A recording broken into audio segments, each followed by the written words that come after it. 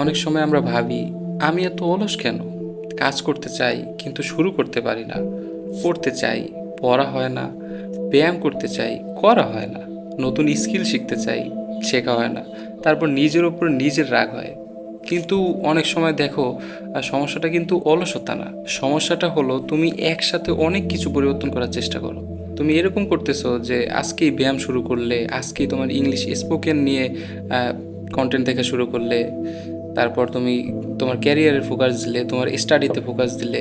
মানে সব কিছু তুমি একদিনেই শুরু করতেছো এবং হঠাৎ করে শুরু করতেছো। ফলে তোমার একটা কাজও ঠিকমতো করা হয় না। তাই একটা কাজ করো, আগামী 7 দিন শুধু একটা জিনিস ঠিক করার চেষ্টা করো। সব কিছু একসাথে পরিবর্তন করার তো কোনো দরকার নেই, কারণ আগেও তো তুমি চেষ্টা করছো সব কিছু একসাথে পরিবর্তন করার। কি হয়েছে? কোনো কি লাভ হয়েছে? কিছুই তো হয় নাই। শেষমেশ তো সেই শূন্য। কারণ জীবন বদলায় বড় একটা সিদ্ধান্তে না।